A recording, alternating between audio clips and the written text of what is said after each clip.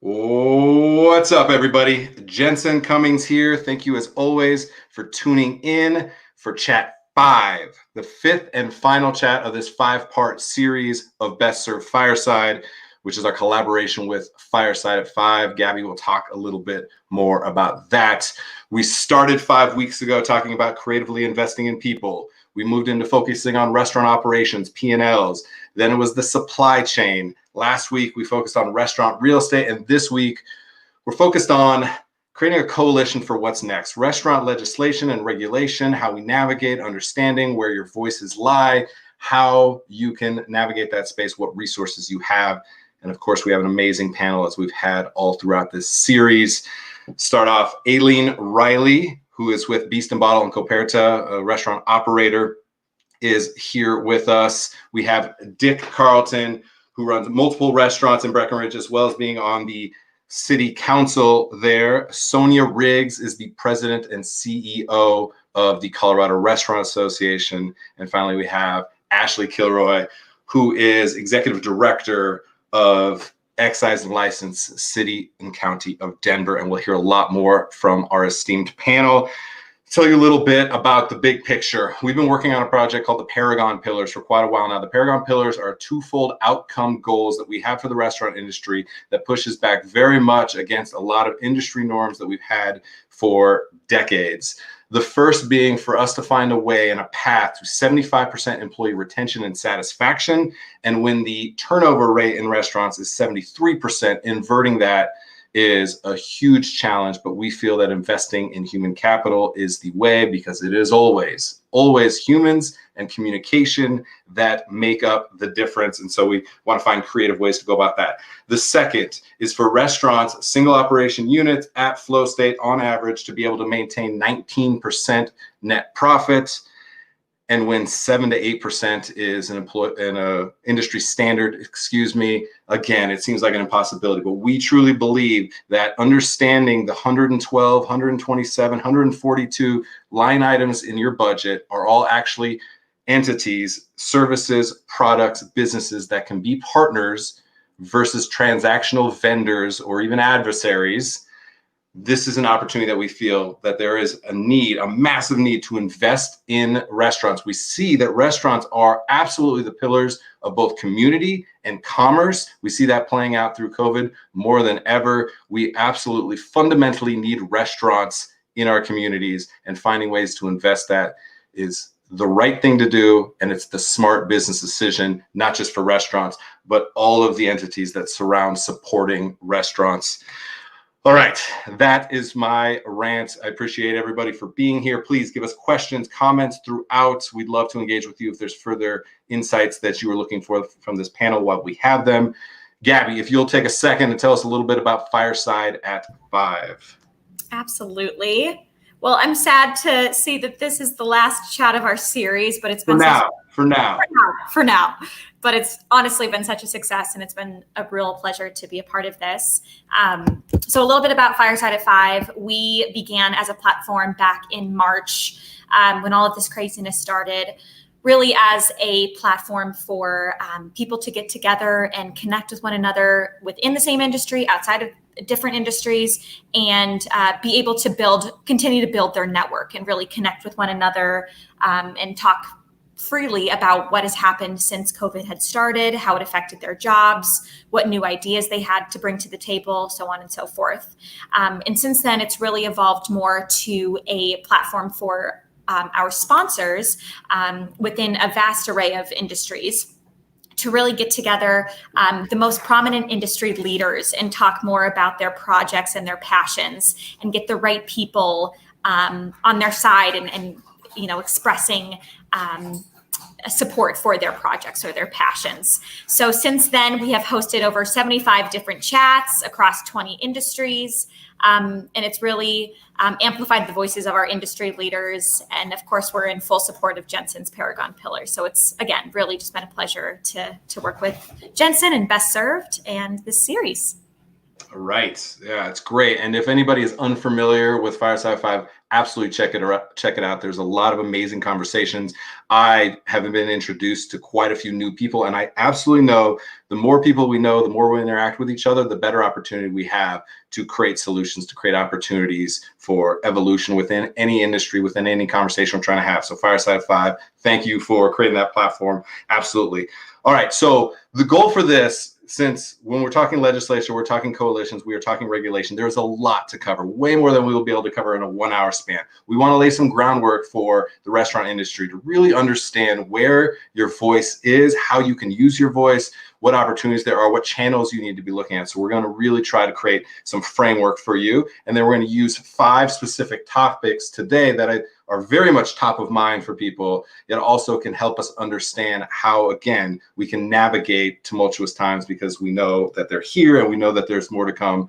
And the restaurant industry will always be facing, it's the most resilient industry. It just really, really is. So there's always going to be some turmoil that we're going to be facing and overcoming. We figure out a way to get things done. It's in the DNA of restaurant people. The 5 topics we're going to cover today, we're going to talk a little bit about health regulations and PPE, because that is ever present for people now, especially as dining rooms are opening back up. We're going to talk about PPP, the Paycheck Protection Plan, and what's happening with that. We're also going to talk about capacity percentages for dining rooms, as that is obviously an issue. Outdoor dining space, as that's become where a lot of restaurants are seeing their ability to put butts in seats. And then finally, liquor to go, as that has been softened, and we're interested in what happens with that next. All right. First, I want to go around the table to everybody and have them introduce themselves very quickly, tell us a little bit about themselves, the work that they're doing specifically. So I'll kind of stay in that order. Aileen, Reilly, you operate 2 restaurants, plus you have an outlet at a food hall in Broadway Market. So independently owned restaurant, you, your brother Paul, and talk a little bit about what's happening with all of you, and specifically why, using your voice as an independent restaurant owner has been an important aspect for you. Absolutely. So we currently have 2 operational restaurants. Unfortunately, our one in the food hall is not going to make it through the pandemic, which is of course unfortunate, but we're going to concentrate on Beast and Bottle and Coperta. So both of our restaurants are now open. One open 2 weeks. The other one's been open about 6 weeks. For us, me and my business partners, it's incredibly important to have our voice heard. So much going on, and we're such a pillar of the community, as you've mentioned, but we want to continue to stay here. And we want our staff to stay employed. We want to be able to continue to create memories as we've always had. So really to get our voice out there and talk about making sure restaurants have a continued place is really important for us. So in continuing working anything like this, I'm also on the board of directors for the Colorado Restaurant Association, and we're active in the Independent Restaurant Coalition as well currently. Excellent. All right. And Colorado Restaurant Association, I think most people are familiar with. The Independent Restaurant Coalition, what specifically is that? So the Independent Restaurant Coalition was actually started just when the pandemic happened, and a group of independent restaurateurs got together to kind of help have the voices of these restaurants heard. Really, the first push was regarding extension of PPP, which they worked very hard with. So I was very happy when that, of course, got passed. And they're currently working on the Restaurants Act to get passed in Congress. So it's representation all over the country, and of course representation here as well in Denver. But just a way to also hear the independent community, independent restaurant community. Come to you, Dick. Carleton, you were in Breckenridge, I think in a unique position because you own multiple restaurants as well as being on the city council of Breckenridge. So we'll dig into the interesting dynamic of both being in industry as well as on the legislation regulation side of passing bills and measures. And so for you, tell people at a high level just a little bit about your restaurant operations, and then just touch on maybe being a city council member, why that's important to you. Yeah, you bet, Jensen. And I appreciate your advocacy for our industry. It's a very important industry to small communities like ours. We're the backbone.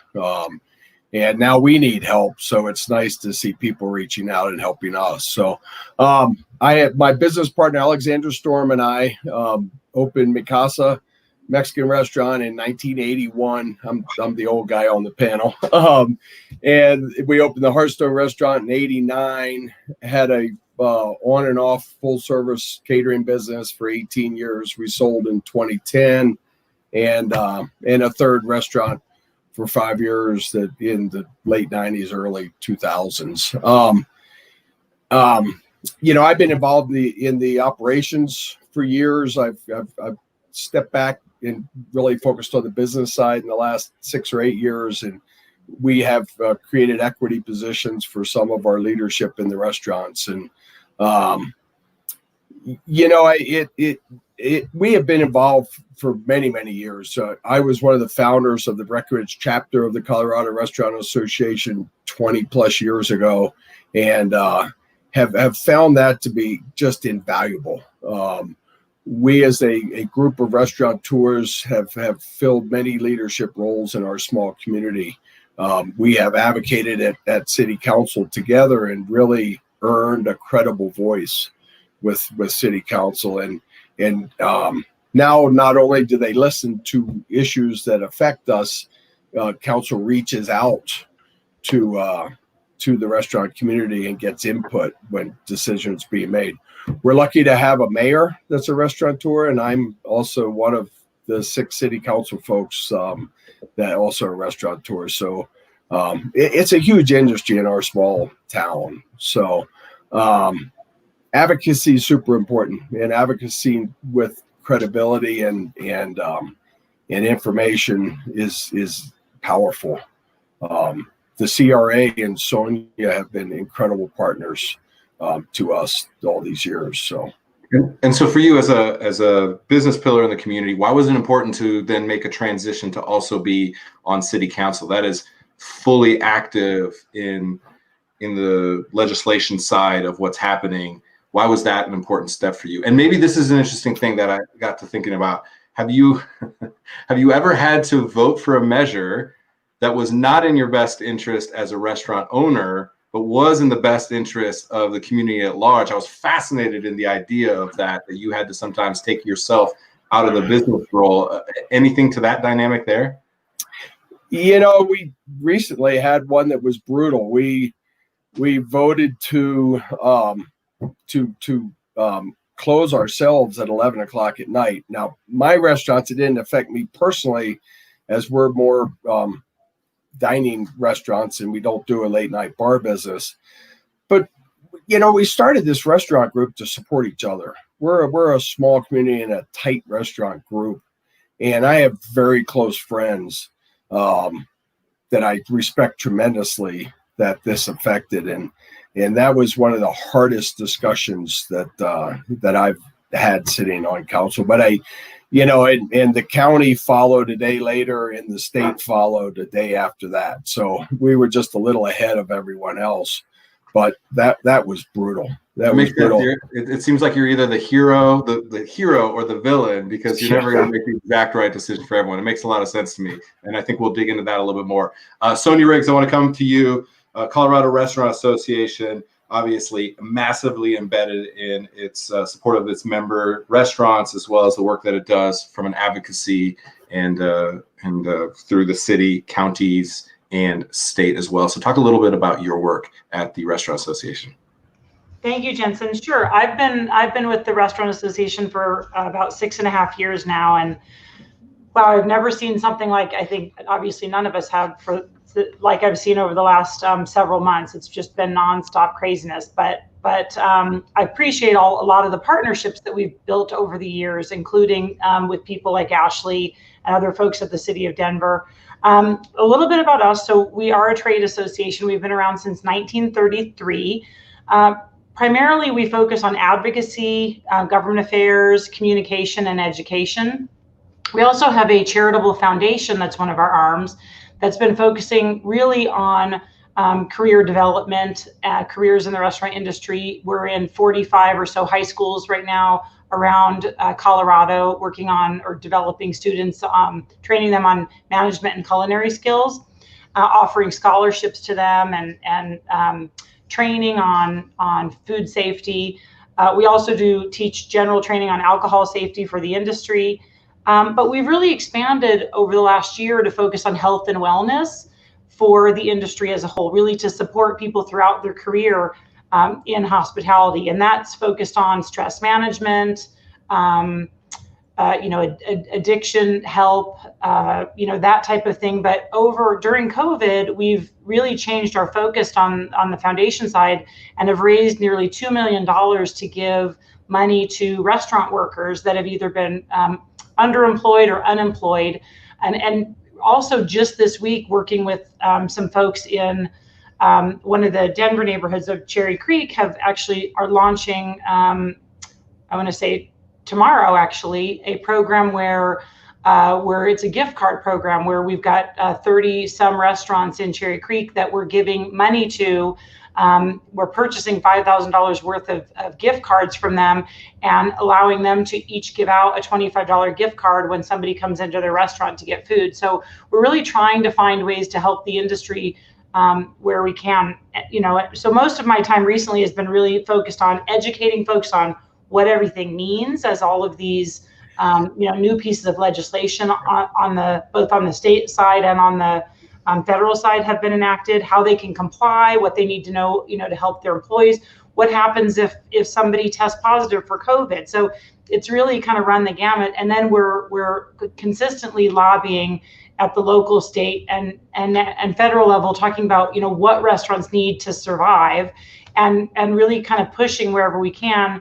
As I'd mentioned Ashley earlier, she was really terrific. I know she's going to talk about this later, but on helping us launch, for example, the expanded patio program in Denver.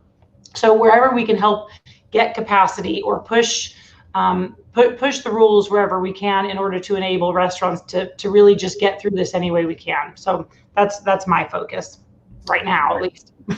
It's a big focus for sure. And I definitely saw the $2 million. I thought that was an amazing and very quick pivot to be able to raise that money. All right, Ashley, let's come to you.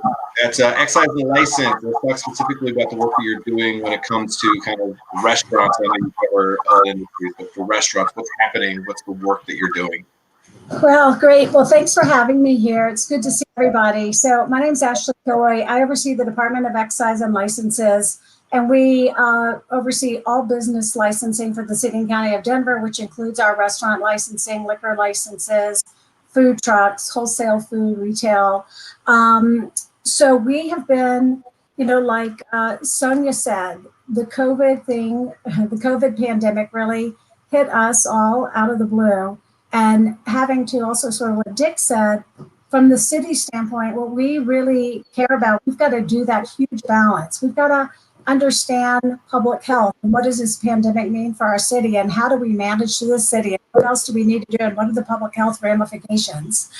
At the same time, how do we protect our economy and how do we support our small businesses?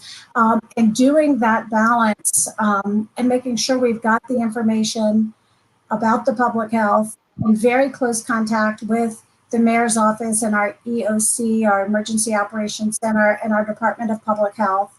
And then also being in close contact with the industry and bringing that information back to the mayor and the team to make decisions about, what can we do? What is the right balance to strike? And it's, it's been really challenging. And as I think all of y'all dealing with the initial orders with restaurants being shut down and then open, and then what do those openings mean? And what does to-go alcohol mean? And, all of us are just in that figuring out. I know Sonia and I were on the phone almost all weekend. I think it was when to-go alcohol came out saying, what does this exactly mean for us? Does that mean, one drink per order? Does that mean as many drinks per order as they want? Is that what does enclosed sealed cup mean? So we've just been working really hard trying to be, even as a big bureaucracy, nimble, efficient, effective, and just getting the job done.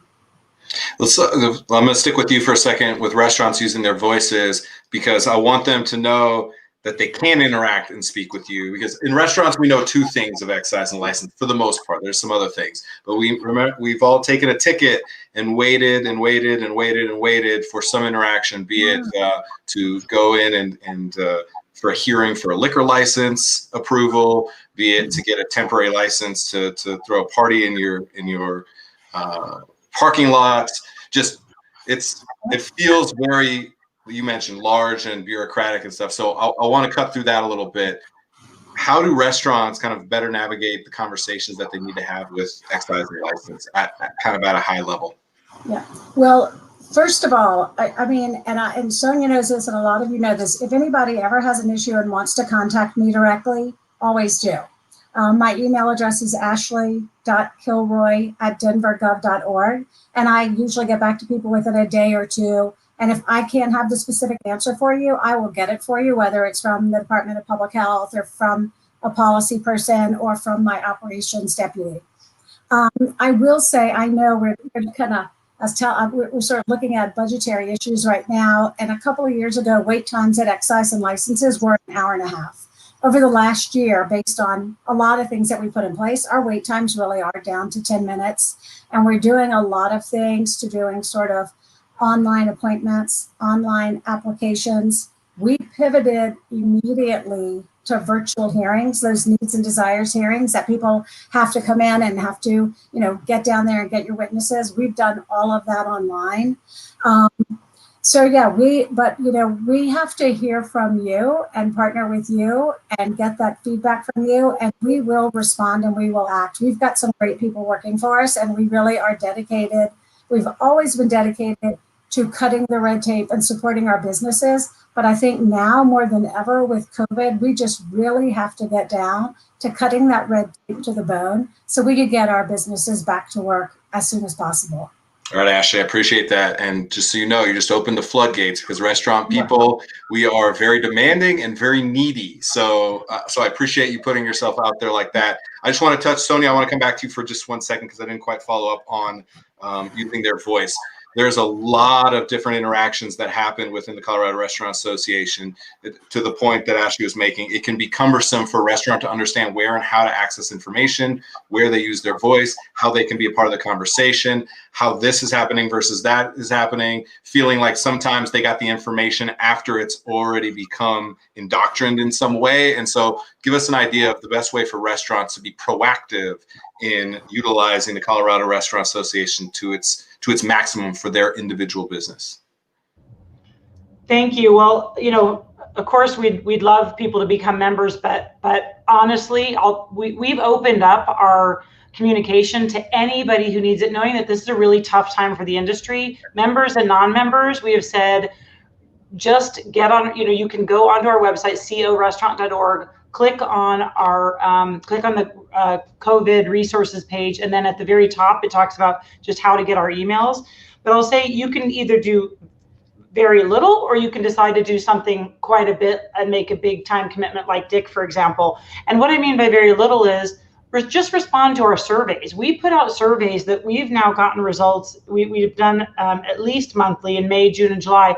We've given the results of those to our local, state, and federal officials, because they're using that information to know what programs are helpful to restaurants, what should they be doing, how are restaurants impacted. We've also shared them with the media, and it gives us a good idea of what's it going to take to keep restaurants open versus what capacity do they need. For example, one of the things we learned, that on average restaurants need to be at a 75% capacity level just to be able to stay open kind of midterm. So we're already seeing obviously a number of restaurants close, but kind of getting back to your question, we have a legislative committee that people can participate on, where we meet, and this is just in normal times, we meet weekly during the legislative session, and we just ask for feedback over the phone. But they can also get involved by running for office to be on one of our local chapter boards of directors, or the state board of directors. They can get to know they're public officials. They're not as scary as you might think. Really, they're people too, and many of them have other jobs outside of working at the legislature or working on the town council, and they want feedback from their constituents. So sometimes it's just inviting them to your restaurant, getting to know them, and sharing your story with them. So there's a huge variety of what people can do, and all of that makes a really big difference. But I will say that if you're not reaching out to either us or your town council person or your state legislature, they just have no idea what's going on. It takes your voice and you letting them know, here's my personal story, in order to make that difference. The reason we worked very hard on helping lobby this legislation on alcohol to go, and I know it doesn't help everybody, but it helps enough people that's one more way for you to bring in that extra source of revenue. We heard from hundreds of people who said, this is something that we need extended. If this is one thing that you can do right now, here's something that might really make a difference. And now it's now been extended for another year. So, and who knows, maybe it'll be longer after that, but it takes people reaching out and just letting us know what you need in order for us to be able to get that done, and your lawmakers to be able to get that done. Yeah. So again, people, humans and communication every single time. All right, let's get into the 5 topics. I want to talk about kind of health regulations, as those are shifting on the daily. It feels like understanding and navigating that is a huge challenge for restaurants right now. So Aileen, I want to start with you and talk about, for you as an operator, you are at the utmost trying to keep your staff and your guests safe at all times. Understanding what the expectation then from a regulation standpoint, what is the expectation of PPE, personal protection equipment? And it's crazy how many acronyms we're supposed to know. Like, I'm supposed to know what EIDL means, and SBA and PPP and PPE. Like, all of a sudden there's a completely new glossary playbook for us, which is hugely challenging. So I appreciate that multiple people on the panel are looking to create a little bit of clarity around just the language that we need to use to understand how to communicate and be in compliance. So Aileen, for you, I know PPE is a huge challenge for restaurants right now, just getting access to the right things, understanding what the expectations are, and then how you go from that to then implementing beyond that. So let's talk about, for you, when you're thinking about the health concerns that you have and the regulations therein, what are you focused on? What do you wish you knew more about? Like, give us a little bit there. Yeah, I mean, this is something I feel like we all had to spend a lot of time on before we could really open. Luckily, the restaurant industry as a whole is that we're very careful. We are dealing with people with public health at all times, so we follow things very diligently to begin with. But getting ready for reopening, a big part was trying to procure PPE. So many P's, it gets confusing. But with that, a lot of the vendors are doing a good job having it, but you never know the next time you call them if you're going to be able to get the same thing. And that has definitely been a challenge. Sanitize, we have, so a couple things for our restaurant specifically that we put into place. We have one person designated on every shift as the sanitization captain, and they actually just, they disinfect the restaurant every 30 minutes. So they touch any high-end surfaces. They're also in charge of disinfecting the tables after a guest leaves. So disinfect and sanitize. I can tell you, I've been in that role on a couple of our opening services, and it keeps you extremely busy. But we do it on that 30 minutes. So we're using supplies for that, which would be, we always, of course, had sanitization we're using, but now we have different like disinfectants we bring in. So we had to get things like that. Our team as a whole, we want our staff to be comfortable. So mask-wise, we have masks available for our staff, but we encourage them to wear the ones that they feel most comfortable with, being that they are on the dining room floor. So as long as they cover all the proper areas. But masks have been a bit easier to get a hold of. Sanitizer we haven't had any trouble with, but really coming down to some of the disinfectants has been some of the trickier parts of keeping them in stock. And none of us want to hoard. I mean, we all want to make sure that like my friend down the street can be able to get it when they need it. So, kind of following it through and making sure you have enough to keep going by, but then you're still protecting yourself. So I'm definitely working with multiple different of our vendors, keeping the conversation going with them to know where supplies are, because if they're short, I just have to reach out to a different person. But now on the we're regulation side, I'm interested. Yeah. Like, how are you finding the information? How do you know that you are compliant? Have you interacted with the health department or anybody at City and County of Denver? Like, give us an idea, because right now it feels like a lot of restaurants are finding out about what they're supposed to do or not supposed to do from social media. So social media has been a great tool that there is communication. You also don't necessarily want to get something that's going to affect your business purely from a meme. So let's make sure that we know where we're going. How are you making sure that you are compliant, that you are aware of the up-to-date regulations, what's expected of you as a restaurant, as an operator? I think the easiest way is call a restaurant association. I mean, to be quite frank, I have not had any direct conversations with the health department, but been following along diligently with what they're letting us know, the alerts that CRA sends out to us. Those keep us up to date.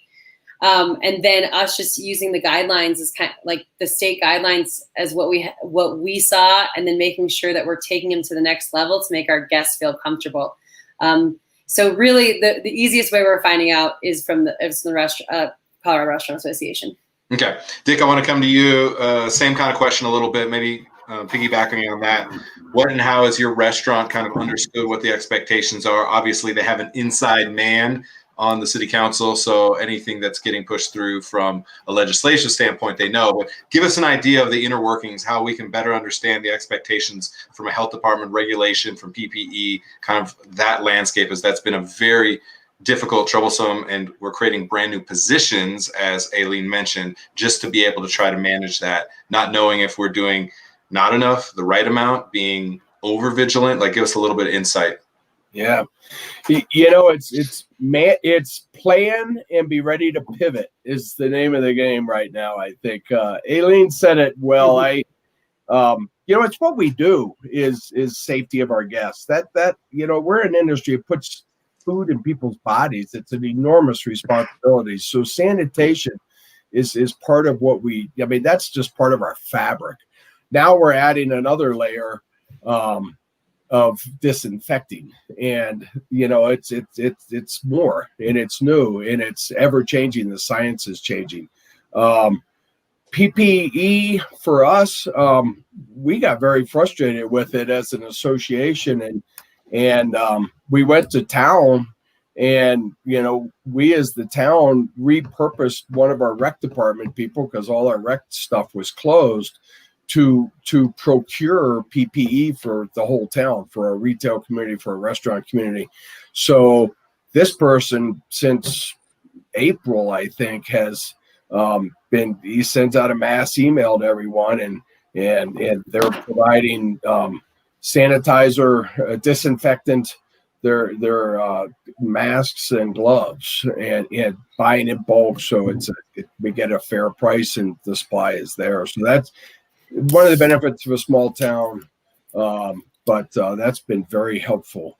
But so then, when you look at it for you on the city council, then you're passing an ordinance, you're passing a measure, a bill, anything like that then is going to affect restaurants. The communication side of it, like, how then are restaurants ensuring that they are compliant? What's your expectation from the restaurant side then? What your health department, what your local legislature should do to make sure that restaurants are actually in compliance? Because a lot of restaurants are spinning their wheels trying to figure out, are they compliant or not? And then there's the potential for them to get an inspection and then be either fined or beyond that from an expectation that they were unaware of. So how do restaurants need to stay responsible? And then on the flip side, what's the responsibility for you from city council, from the legislative side, to make sure that restaurants have the knowledge and capacity to be in compliance? Great questions. Again, the CRA is an enormous partner. We're a chapter and work independently in Breckenridge, but it is, we are part of the CRA. We have a great relationship with our health inspector, the head of our health department, and he's been there. We're fortunate. He's been there for over 10 years, I think. Dan has. When we were getting ready to open at the end of May, when Summit County was ready to allow restaurants to open, Dan reached out to myself and a couple others on our board, our Restaurant Association board, and asked us to participate in writing the protocols for the restaurants. So we worked hard on that relationship. We've invited and partnered with him in a lot of trainings, sanitation trainings over the years. And we have a very strong relationship, and we challenge him and engage and disagree with him at times with new regulations. And it's a very respectful. We don't always get our way, but we advocate for ourselves. And good. And at times he will change his tune and interpret code a little differently and such. So I think we're all in it together, which is safety of our staff, safety of our guests. Yeah, I appreciate that. Again, people, humans and communication, always. Sonia, obviously this is a big ticket item for restaurants because it is ever present. And, there's an uncomfort. There's a little bit of animosity between health inspector and restaurants. The restaurants that I've been in that had good relationships, it always went better. Yet it is struggle sometimes, partially the restaurant's fault. A lot of times we don't like somebody sneaking in the back door and telling us we're not doing things right, even though sometimes we weren't doing things right. So for you, thinking about the health department, the regulations there, what do restaurants really need to know? Well, first of all, I appreciate Aileen and Dick bringing us up, because I will tell you again, member or non-member, our website at corestaurant.org is listing all of these updates, and we talk sometimes daily or multiple times a day to the health departments. Both, Denver's on one health code and the entire rest of the state's on another health code. So we've had very close relationships with the city of Denver health department and the state CDPHE health department. And so that, if someone has a question or something doesn't make sense, all they really have to do is either send us an email at info@corestaurant.org or call us, and we will get them that answer pretty quickly, because we can just call the cell phone number of either our Denver folks or our Colorado folks, and we'll get that extremely quickly. So I'd say that's the number one thing, but things are changing all the time, and we're consistently trying to send out updates or do webinars so that people can ask questions, because so much has changed, especially now. But I'm proud to say that on the state side, we've really worked hard over the last 5 years with the Colorado Department of Public Health and Environment to work on focusing their energy from assuming everybody's a bad guy because you happen to have a bad day, but generally you're what we call a good actor, and you just happen to have a bad day because either something just broke or an employee wasn't paying attention, and then the manager was stepped out for a few minutes, and sure enough the health department or health inspector arrives. So there's a difference between that versus somebody that's consistently not following regulations and doesn't care and isn't training their folks and just doesn't have that culture of safety. And so we've worked really hard on trying to promote not only more of an educational partnership relationship between the local public health officials and the restaurants, and that's been really huge, but also focusing their efforts on the bad actors that just don't care or aren't even trying. And I think that's making a big difference. I think we're starting to see those positive changes. So hopefully we'll continue to see that. But things are changing weekly, with what your new requirements are, and I suspect we'll continue to see those throughout the winter. Nobody knows what to expect, but I think just check out our website and our webinars and our published information there. And if not, just reach out and we'll help answer those questions as well. Ashley touched on a little bit, we haven't always as an industry had the best relationships with our health inspectors. I think honestly, a lot of times it's on us. There is some variance from one inspector is like all over making sure the delis are single use, another is all over something else. So there is a little bit there, but what I have noticed for me personally is that anytime that I've involved health inspectors in helping us establish our protocols, they now have trust and confidence. And so we have a relationship that then yields down the road because there's an expectation and understanding, and we're held accountable to something that we have both agreed upon. So I want to stay there because we're not going to be able to dig into everything that the regulations are. How do we have better relationships with our inspectors? How do we have a better relationship with the department as a whole? What can we do? What are you instructing your team as far as how they can develop relationships? Let's just talk about relationships there. What can we do as an industry on our side, on your side, to kind of further the dynamic that is on a positive side versus anything that's antagonistic? Well, we've had this conversation before throughout the city on all kinds of issues, right? No one really likes to see any type of inspector coming, whether or not you're remodeling a bathroom in your house, to see a building inspector come. So we really work with our inspectors. I think there definitely is at times from regulated industries, there's this perception that it's a gotcha situation. But I've been with the city for years. I've worked with tons of inspectors and investigators, and I really don't see that in our team. Our teams really are about, and I know sometimes it doesn't seem like this. I mean, the reason why we regulate is to protect public health, safety, and welfare. And it's not just to have some stupid regulation that, you can be nailed on. There is like a real purpose behind those regulations. So we are training our people. One of the things I ask my inspectors is, why do you do what you do? Why do you do what you do? Why do you care in that marijuana business whether or not that camera is focused in the right place? And there's underlying reasons for all of these answers. So if they know the underlying reason, it's not just about going in with the checklist and marking off the check. It's knowing what we're trying to do. It's accomplishing and maintaining public health, safety, and welfare.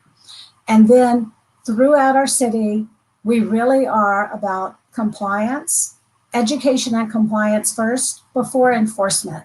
For you, that lets us reach our goal. You are compliant, right? That also is less expensive for us because we don't have to write a ticket and we don't have to come back and we don't have to go to court. So our city is about education and compliance, enforcement as the last chance, the last tool. But I will say, with COVID and particularly the mask orders where we have been talking about this. People have been warned and warned and warned. I think some of the inspectors are moving quicker to citing on particular things like that are serious public health orders that have been out there for a while, and people should know those. Jensen, I would like to answer that first question that you asked about how do we convey information to everyone. One of the first things we do, just like Sonia said, we have, the state has their orders, their public health rules, and Denver has a different public health code. What we decided to do throughout COVID is that we are aligning with the state public health orders every time we can. Sometime we've had an order that's come out earlier that hasn't been completely in line with the state, and then we will, revise our order to be in line with the state. Then once we get that state order, we have pretty detailed FAQs, and I know some of them, we've worked with Sonia. She's given me some FAQs that we have put on the website where we can answer those questions for everyone. We also have a special website or special email box that was developed for businesses to find out for these compliance questions. So they're not really asking me because it's changing so quickly. They're asking the city attorney. And that's called our CAO response team mailbox. So it's city attorney CAO response team at denvergov.org. And so anybody, whether you're a gym or a restaurant or a bar, and you have a question about how these public health orders apply to you, you can email that. And, sometimes it's a question that hasn't been asked yet. Sometimes the city attorneys will have to look at this order or that order, what's going on here, but you will get an answer. And again, always follow up with me too. That's great. All right, we're going to move on to the next topic. And I want to let everyone know at this point, we're throwing a lot of stuff on you. There's a lot of different /this.org, that, a lot of different places to look for information. It can be brain overload. One of the things that we'll do, you've seen Andrew Parr putting comments up. Andrew Parr is behind the scenes working on the Paragon Pillars from Angry Olive Consulting. And we have been doing recaps of every single chat with a multitude of different resource links that you can go to. So you can find all these different rabbit holes that you need to go down to learn more, as well as to find out the places you need the exact information and compliance. So look out for those. Those come out on our Facebook and LinkedIn pages every single Friday. So there will be resources. If you didn't scribble down a note or an address correctly, do not worry. We got you covered. All right.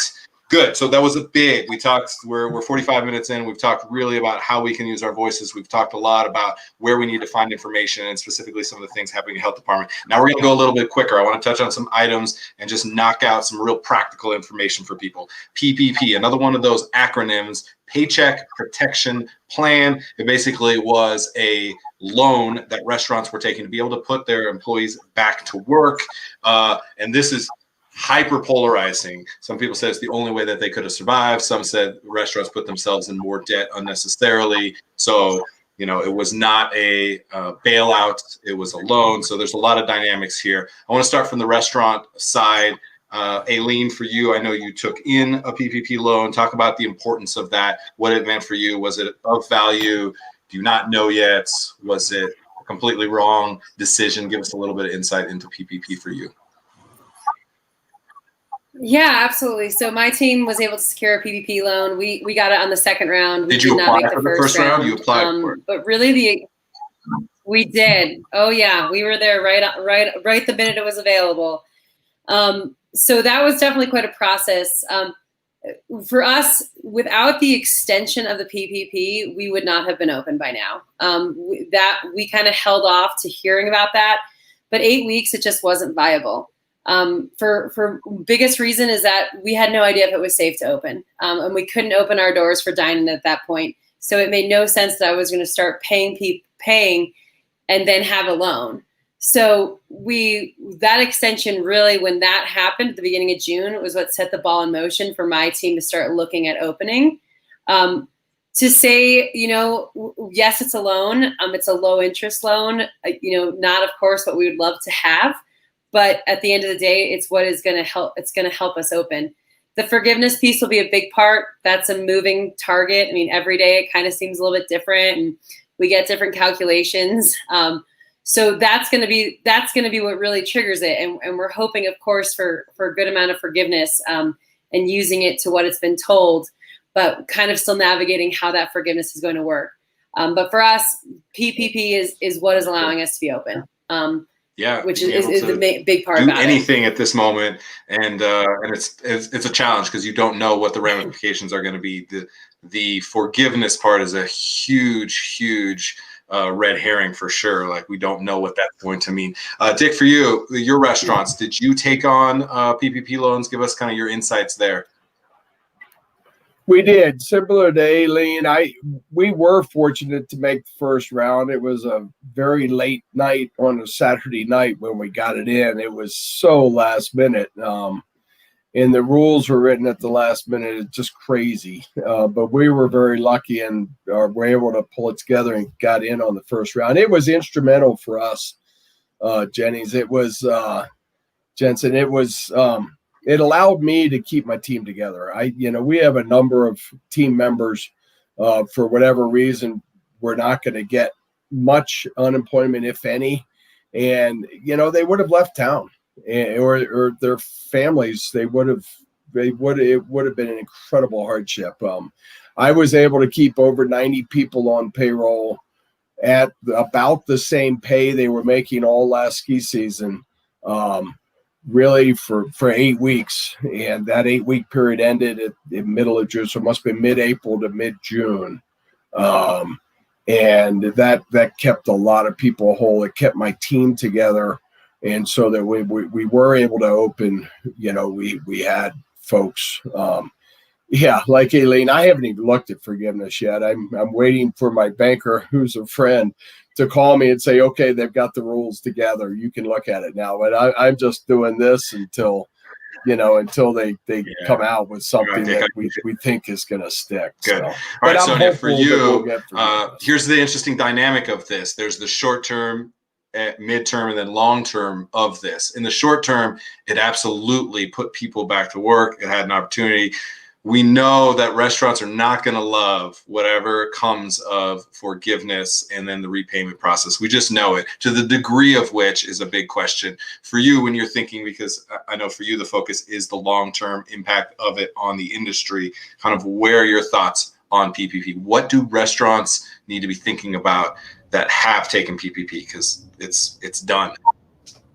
Well, but sadly, it's all over the board. So I don't know if I can answer that sure. very concisely, but I think a couple of things. People that took it really early on, what we've heard from a lot of people is they need more money because they spent, as you were talking about, things were changing so much that people would spend all their money bringing their staff back, and they meanwhile, they couldn't figure out how to pay their lease.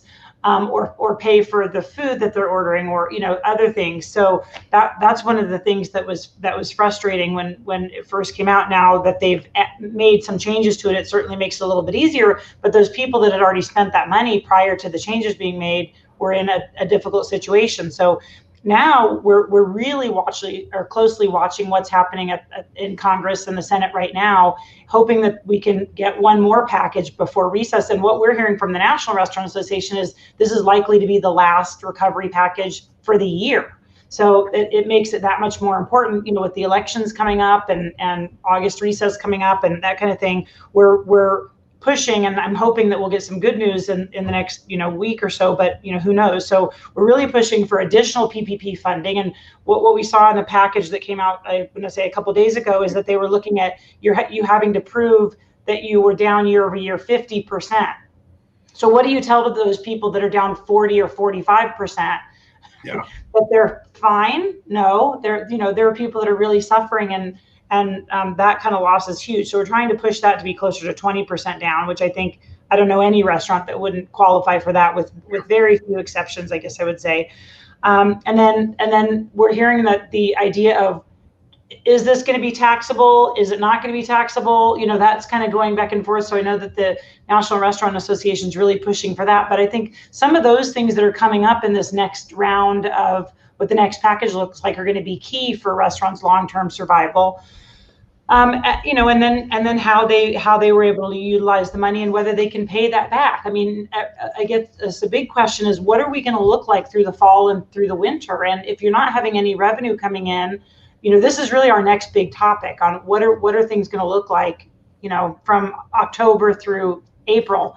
Yeah. And whether people can survive that time. I think that's going to be key. It's going to be key to know what kind of exceptions we'll be able to make for our indoor capacity. We're seeing other states that are allowing, for example, plexiglass in lieu of the 6 feet distancing, or allowing maybe a slightly larger capacity as long as you can allow for social distancing, which we're not seeing here with that 50-person limit. So that'll really be interesting to see whether people, I would say before we think long-term, whether they could just make it through the winter. I think it's going to be midterm, like I said, is like what happens in the winter for sure. I want to touch on one more thing that's come up quite a few times. First round, second round, this potential third round. In each round, the terms have gotten slightly better for restaurants. I took a loan on the first one. Am I going to get credit for the terms that are stipulated in the third, or am I held to what the language was in the first? Any understanding there? I'll take a stab at that. No, my understanding is when it's changed, when the rules are changed, they apply to everybody. So they're allowing for flexibility, knowing that but again, if you've already, what I'm hearing from people, if they already spent all their money on employees at the very beginning, right. And I know that it was obviously helpful for a lot of people who really, to Dick's story, for example, there are a number of restaurateurs who said, we really want to keep these people employed. And so that's important. But with some of those other expenses that they weren't able to spend money on, that then becomes an issue, especially for those that aren't bringing any revenue and now have to look at laying off those same employees because they just can't sustain. So, but my understanding is that once these changes are made, that it will allow for that flexibility for everybody. Got it. I want to stay with you for a second. Capacity, you mentioned it very quickly. You said 75% is what restaurants are going to need. We're at 50% right now. You want to just quickly elaborate on that a little bit, what your expectation is, what you're pushing for on the front of capacity percentage for indoor dining space? Well, I mean, first of all, I want to, again, thank Ashley and her team, as well as the rest of the state, and for us seeing these out of the ordinary patio expansions where they were allowing into the public right away, into parking lots, places that we, in parks across the street, in certain cases, closing streets. I think that was key to helping, although it didn't help every restaurant, it certainly helped a lot. So people really pivoting and being able to make that has been paramount just to getting through the summer. But I think it's important to say that, we've done several surveys on this, on what do restaurants need? And 84% from our July survey, 84% of restaurants that we spoke to say that they are currently operating below 75% capacity, even with their outdoor space. And 75%, as I'd mentioned earlier, is that magic number that we heard from most restaurants that they need to be able to stay open midterm, which is why I'm quite concerned about what the winter is going to look like. We're going to continue to see more and more restaurants closing under permanent conditions. And that's one more thing I just want to share on a recent survey that we did. With our current capacities the way they are today, in our survey, 62% of restaurants said that they will close permanently in less than 6 months if something doesn't change. 35% said that they will close permanently in less than 3 months. That's a concern. We've got to figure out a way to safely expand our capacity. And some things that we're hearing from other people, and we're trying to vet these with the city and with the state to get us through the winter. First of all, is there an opportunity for some sort of a winter tent? Because we do get some nice days. You never know. We do get with this crazy weather. I've been Colorado. It can be 85 on Christmas Day. Yeah. Exactly. But let's be realistic. We also have a lot of cold days. So it might be looking at our HVAC systems, looking at UV lights, looking at other, plexiglass, or are there other things that we can do to allow for that capacity limit to go up a bit before we get into the winter? I think that's really the next thing that we're going to have to be focusing on. Yeah, understood. Ashley, I want to take that further. What conversations are happening at your level to discuss the need to get restaurants to 75% occupancy capacity percentage? Kind of where is the conversation at for you? Well, so first, Sonia really leads these conversations in Denver, and she's a really trusted voice, and we listen to her a lot, and we really value her opinion. The mayor's put together what we call the Economic Relief and Recovery Council. We have 5 committees. The first one is the hospitality, cultural, and infrastructures. The other is small business. Another one is construction. Another one is large businesses and anchor institutions. We even took that first committee and narrowed it down to the restaurant subcommittee that Sonia is one of the co-chairs of. So doing the patio expansions and doing them quickly was something that really, that we're listening, we're hearing. You guys, that's what we sort of say. We'll listen to individual business people, can call me anytime, but if you all can focus in on where are you going to get the most bang for your buck? What is it that you really need to focus on? Because at the city too, when we I took every one of my employees, they quit working on all other licenses, and we pivoted to making these patios happen. So other businesses that were waiting, we fell back on some of that. The Department of Transportation also pivoted and put all of their resources really towards closing down streets, helping to build out these temporary patios. But one of the questions as a city, we have to look at that big picture. Well, what about construction projects? Should we, where do we really get the best bang for our buck in Denver, where we're focusing our efforts on some economic relief and recovery issue? Because, right, we've got just a limited bandwidth. So, what I would say, as we said, this is the perfect podcast for you to be talking about that for you all, because I don't know what is going to help you make it through the winter as well as you do. You all need to figure out where that's going to be, where that sweet spot is, and advocate to us. One of the things that Sonia brought to us when we first announced our temporary patio expansion program, we said it was going to be through Labor Day, and her team through the restaurant committee on the mayor's RC, Economic Relief and Recovery Committee, said, could you please make this go through Halloween?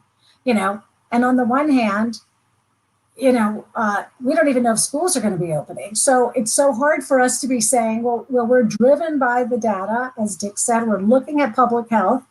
Does it help for us to tell you, yes, if public health is okay, you can have your temporary patio expanded? And we kind of came to the decision, yes, you need to be able to plan. And I don't know what's going to happen with the pandemic. We don't know what's going to happen with public health. We don't know what's going to happen with the state orders. But Denver has now committed to, if all of that is in place, we're going to let this program go through Halloween.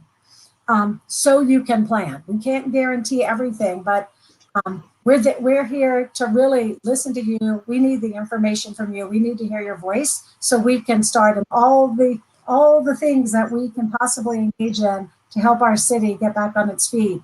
We need to make those decisions based on what the information that you provide us. Sonia's surveys have been key when she comes forward with the data, when she can spiel off that data that she has, and the survey information she has is really important to us being able to know where we should put our efforts. Mayor's committee, how are the members of that selected? Oh, well, we stood it up. We stood it up right at the beginning, and I'm not exactly sure how they were selected. But on the hospitality and culturals, that one, Walter Eisenberg from Sage Hospitality is one of the co-chairs, as is Janice Sinden, who oversees downtown Denver, DC Dinner Center for Performing Arts. Actually, yeah. So their conversations, and then one of Excise and License deputies, Molly Duplashane, is on that committee too. And so their conversations got really quickly into restaurants, and they realized pretty soon we need a breakout group on restaurants. And so we stood up this other subcommittee that Sonia's on, really to hear from restaurants what can help them. Understood. Aileen, for you, it kind of seems like capacity and outdoor dining are kind of one and the same conflated. So let's talk about that from your perspective. What's your expectation? What do you need to make sure that you can continue to operate? You mentioned one of your locations is already shutting down due to COVID. So, that's a third of your businesses now have been susceptible to this. What do you need to make sure that you can continue to operate from a capacity, indoor, any expectations you have outdoor? Just give us some of your thoughts. Yeah, the outdoor dining, which of course has been extremely helpful, doesn't come without some trouble, rain, snow, wind. One of our patios actually got ripped off the ground last week and totally collapsed. So it's it comes with more expenses and whatnot. So to be very honest, like we still need more financial assistance, and that comes with the Independent Restaurant Coalition's Restaurant Act, what's going on with NRA in Congress. But to be very, very direct, it's going to be nearly impossible without more financial assistance for businesses to survive. One of my restaurants is 50 seats. I can have 4 tables in there when we close. It's just when we don't have extended patio seating. And we still have bills to pay. Our landlords still have bills to pay. So we've had great landlords work with us, but at the end of the day, we need more financial relief. The restaurant industry didn't do this to themselves. Yeah. Other places got bailouts, or other industries, I should say. And the restaurant, and I wouldn't even say necessarily bailout, but we need assistance. And thank you for the outdoor patios. We know that soon they will no longer be viable. Yeah, and even with the patios and the indoor, you said you have 4 tables, you have some outdoor dining. Like, what percentage are you at right now? Does the 75% hold true, or is that not neither here or there for you without additional funding as well? Assistance? Yeah, so we're kind of a mix, because one of the smaller restaurant, Beast and Bottle, we are operating with 8 tables right now as opposed to the 12. So a little bit less. We actually haven't opened indoor dining because, to be completely honest, there's not a demand.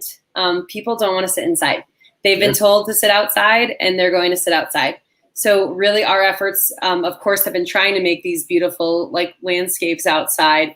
But going forward with that is, if we can't make what our sales we're such razor thin margins to begin with, we have to find other ways to operate and to bring money in.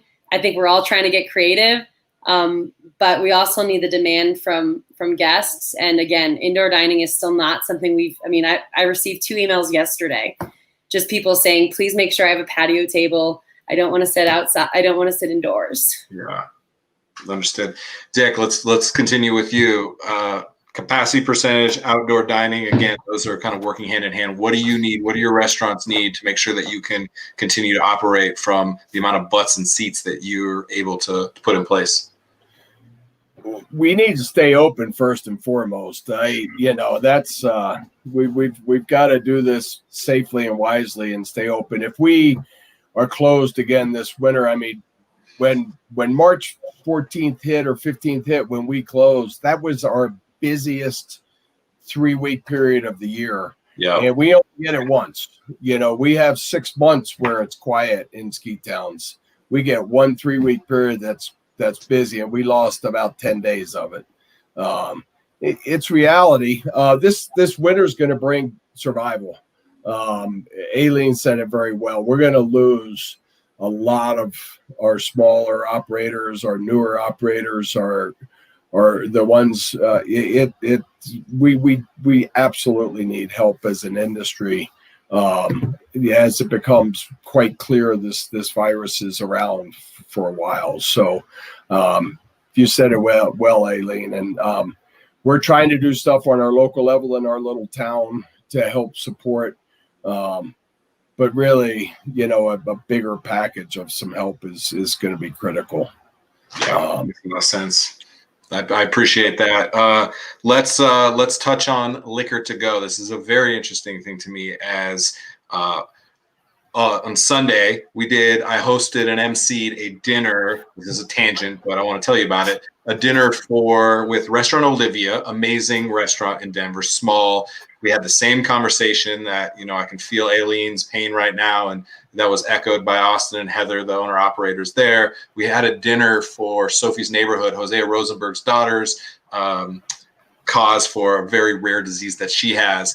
And we had little to-go bags of the wines that were curated by Master Sommelier Doug Krennick. It was an amazing Zoom dinner. But I was so impressed with this tiny little, it looked like something you'd get, a bag of peanuts or something that had, rosé in it. Amazing. I think there's a huge opportunity. It's also exposed a little bit of how arcane some of the liquor laws are, if I can say that just straight up. So let's touch on that for just a second, because I think it's a massive opportunity for restaurants to continue to drive revenue in a creative way. So Sonia, I want to come to you on that, because I know that was a big push for you. Let's talk about that. Liquor to go, just a couple things people need to be thinking about. Yeah.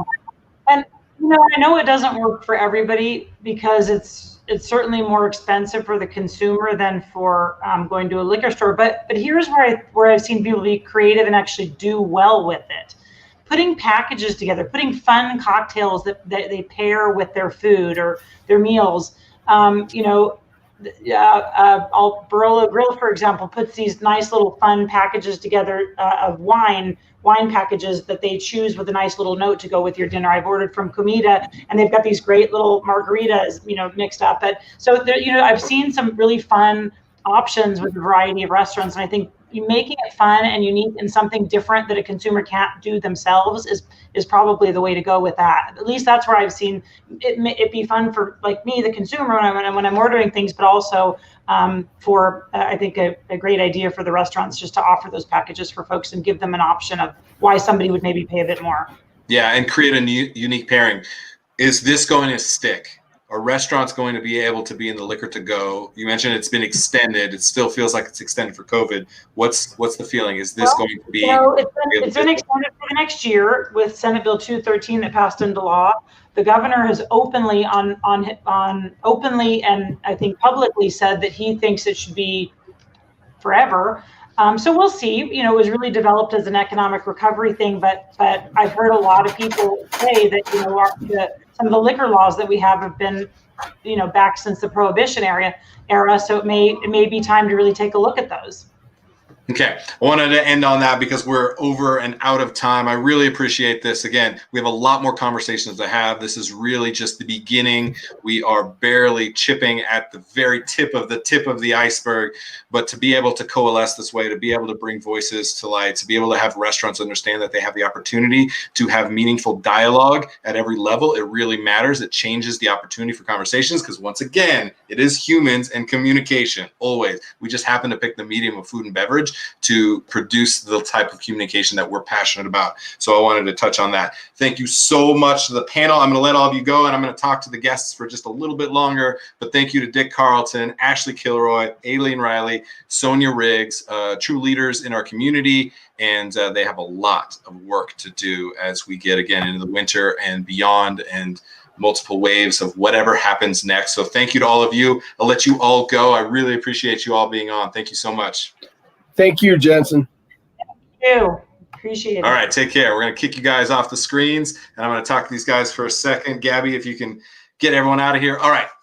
So as we always talk about in this, it's all humans and communications. I don't know how much more of a broken record I can be, but we understand completely that this is all about getting people together at the table. The Paragon Pillars is very much built around the need to be able to understand every single entity that needs to be a part of the conversation. So I say it quickly, but your line item budget has 112 items on there, which include things like your